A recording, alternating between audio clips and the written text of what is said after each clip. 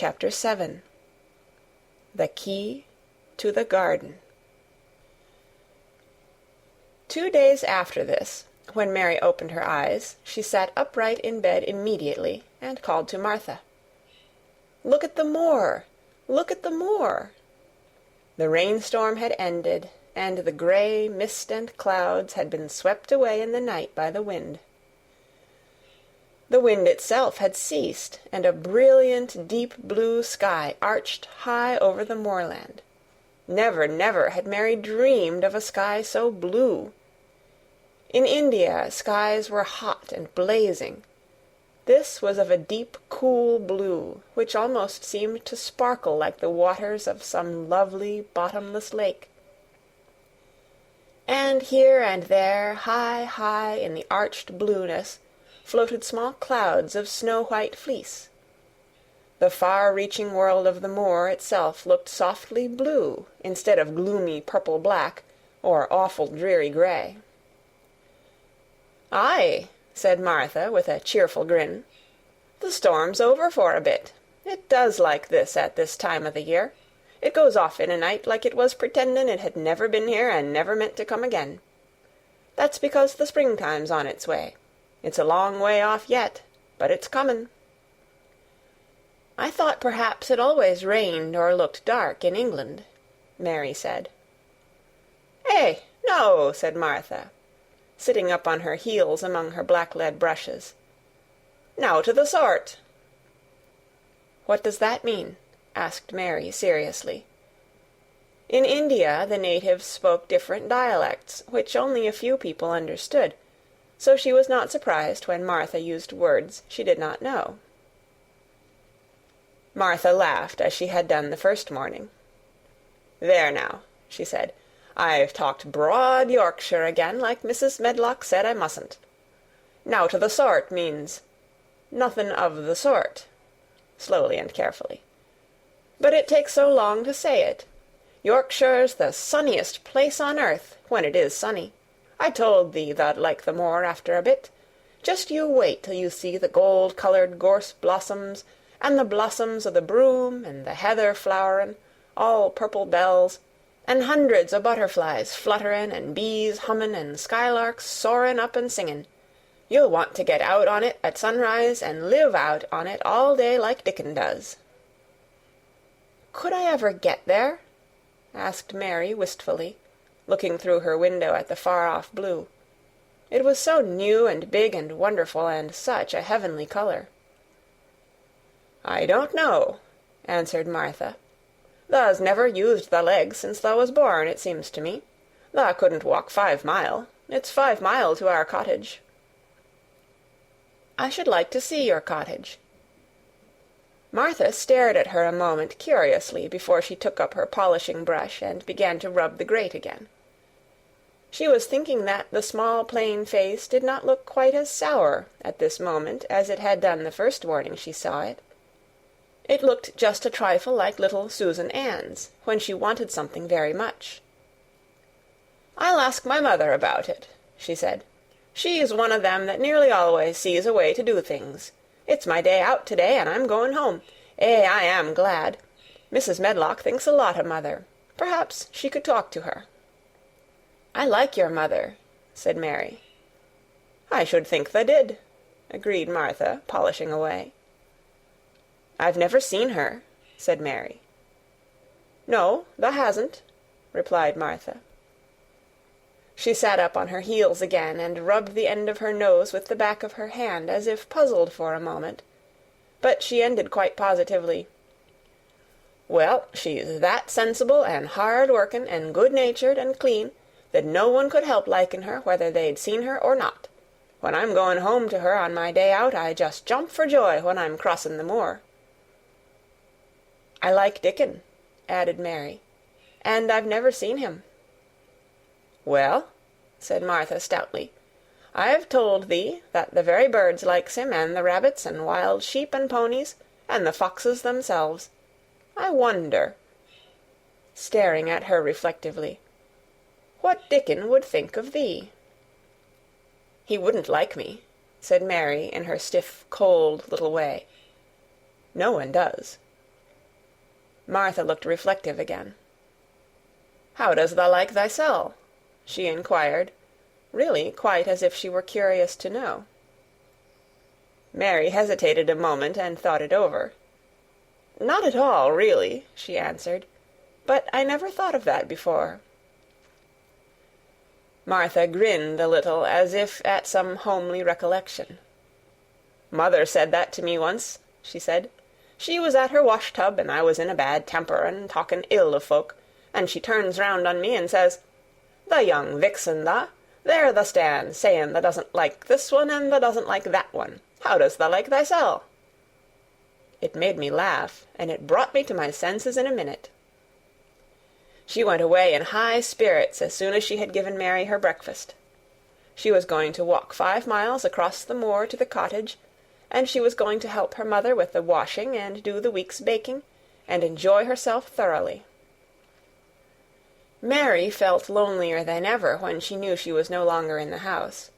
She went out into the garden as quickly as possible, and the first thing she did was to run round and round the fountain flower garden 10 times. She counted the times carefully, and when she had finished, she felt in better spirits. The sunshine made the whole place look different.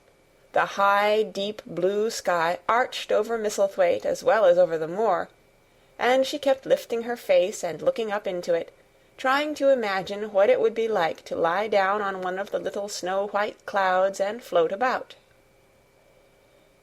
She went into the first kitchen garden and found Ben Weatherstaff working there with 2 other gardeners. The change in the weather seemed to have done him good. He spoke to her of his own accord. "Springtime's comin'," he said. "Cannot thou smell it?" Mary sniffed and thought she could. "I smell something nice and fresh and damp," she said. "That's the good rich earth," he answered, digging away. "It's in a good humour making ready to grow things. It's glad when plantin' time comes. It's dull in the winter when it's got nowt to do. In the flower gardens out there things will be stirring down below in the dark. The sun's warming 'em. You'll see bits o' green spikes sticking out of the black earth after a bit." "What will they be?" asked Mary. "Crocuses and snowdrops and daffydowndillies. Has thou never seen them?" "No, everything is hot and wet and green after the rains in India," said Mary, "and I think things grow up in a night." "These won't grow up in a night," said Weatherstaff. "Thou'll have to wait for 'em. They'll poke up a bit higher here, and push out a spike more there, and uncurl a leaf this day and another that. You watch 'em." "I am going to," answered Mary. Very soon she heard the soft rustling flight of wings again, and she knew at once that the robin had come again. He was very pert and lively, and hopped about so close to her feet, and put his head on one side and looked at her so slyly, that she asked Ben Weatherstaff a question. "Do you think he remembers me?" she said. "Remembers thee?" said Weatherstaff indignantly.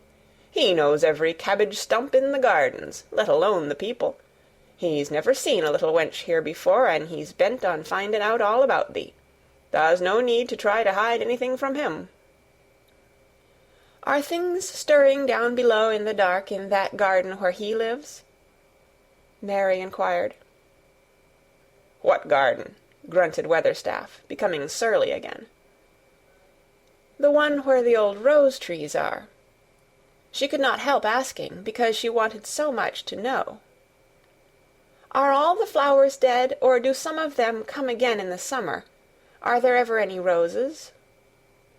"Ask him," said Ben Weatherstaff, hunching his shoulders toward the robin. "He's the only one as knows. No one else has seen inside it for 10 year." 10 years was a long time, Mary thought. She had been born 10 years ago. She walked away, slowly thinking. She had begun to like the garden, just as she had begun to like the robin, and Dickon, and Martha's mother. She was beginning to like Martha, too. That seemed a good many people to like, when you were not used to liking. She thought of the robin as one of the people. She went to her walk outside the long ivy-covered wall over which she could see the tree-tops, and the second time she walked up and down the most interesting and exciting thing happened to her, and it was all through Ben Weatherstaff's robin. She heard a chirp and a twitter, and when she looked at the bare flower-bed at her left side, there he was, hopping about, and pretending to peck things out of the earth, to persuade her that he had not followed her. But she knew he had followed her, and the surprise so filled her with delight that she almost trembled a little. "You do remember me!" she cried out. "You do! You are prettier than anything else in the world!"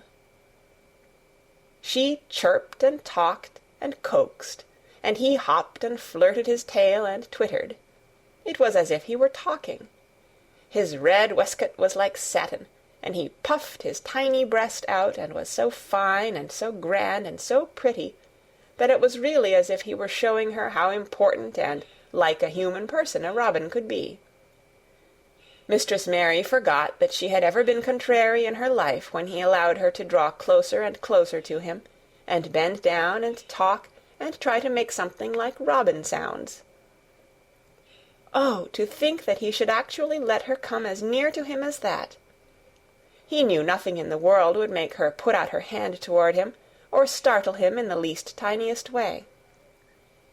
He knew it because he was a real person, only nicer than any other person in the world. She was so happy that she scarcely dared to breathe. The flower-bed was not quite bare. It was bare of flowers because the perennial plants had been cut down for their winter rest, but there were tall shrubs and low ones which grew together at the back of the bed, and as the robin hopped about under them she saw him hop over a small pile of freshly turned-up earth. He stopped on it to look for a worm. The earth had been turned up because a dog had been trying to dig up a mole, and he had scratched quite a deep hole. Mary looked at it, not really knowing why the hole was there, and as she looked she saw something almost buried in the newly turned soil. It was something like a ring of rusty iron or brass, and when the robin flew up into a tree near by she put out her hand and picked the ring up. It was more than a ring, however. It was an old key, which looked as if it had been buried a long time. Mistress Mary stood up and looked at it with an almost frightened face as it hung from her finger. "Perhaps it has been buried for 10 years," she said in a whisper. "Perhaps it is the key to the garden." End of Chapter 7. Read by Kara Schallenberg on January 20th, 2006, in Oceanside, California.